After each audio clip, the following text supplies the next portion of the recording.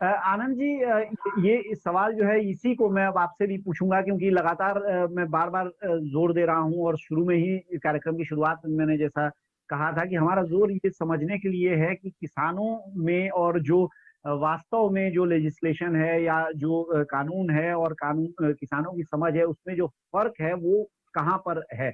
इस लिहाज से मैं अब आपसे पूछ रहा हूँ कि जो सवाल मैंने अभी डॉक्टर रावत से पूछा, जो एफपीओज के साथ आप मिल रहे हैं और जो उनके साथ आप बातचीत आपकी होती है, तो एफपीओज की समझ कितनी बनी है? क्योंकि वो किसानों में भी जो सबसे समझदार किसान है, वो माना जाता है कि एक संगठन के तौर पे साथ आके काम कर रहे हैं। तो उनकी समझ कितनी बनी है? और जो समझ के साथ जो असली बात यह है कि कितनी तैयारी उनमें आप देख रहे हैं इन कानूनों से जो फायदे होने वाले हैं, उन फायदों को उठाने के लिए? जो रावत जी ने बताया, मैं उसमें पूरी तरीके से सहमत हूँ। ये जो तीनों लेजिस्लेशंस आए हैं, ये किसानों के लिए बहुत ही पॉजिटिव है। उनको अब जो तीसरा वाला आया है, जो कॉन्ट्रैक्ट फार्मिंग वाला है, कॉन्ट्रैक्ट फार्मिंग पहले भी हो रही थी। पंजाब, राजस्थान, एमपी और तमिलनाडु में एपीएमसी एक्ट पहले अमेंड करके वहां पे चालू कराई गई थी कॉन्ट्रैक्ट फार्मिंग। आईटीसी का ई चौपाल चालू किया गया था एमपी में।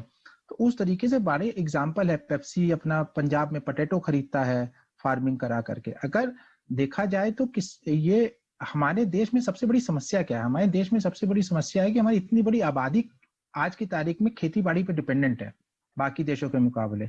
और जैसे जैसे टाइम पास हो रहा है, जो लैंड फ्रेगमेंटेशन है वो बढ़ता जा रहा है।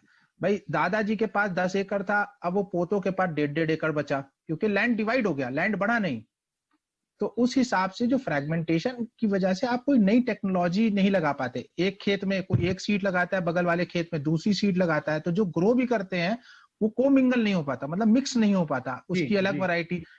अब जब एफपीओ के थ्रू या कॉन्ट्रैक्ट फार्मिंग के थ्रू एग्रीगेशन होगा, तो सब एक तरह की सीड इस्तेमाल करेंगे, इनपुट सबका एक होगा, पेस्टिसाइड सबकी एक जैसी होगी, तो उससे जो आउटपुट होगा वो बहुत ज्यादा होगा।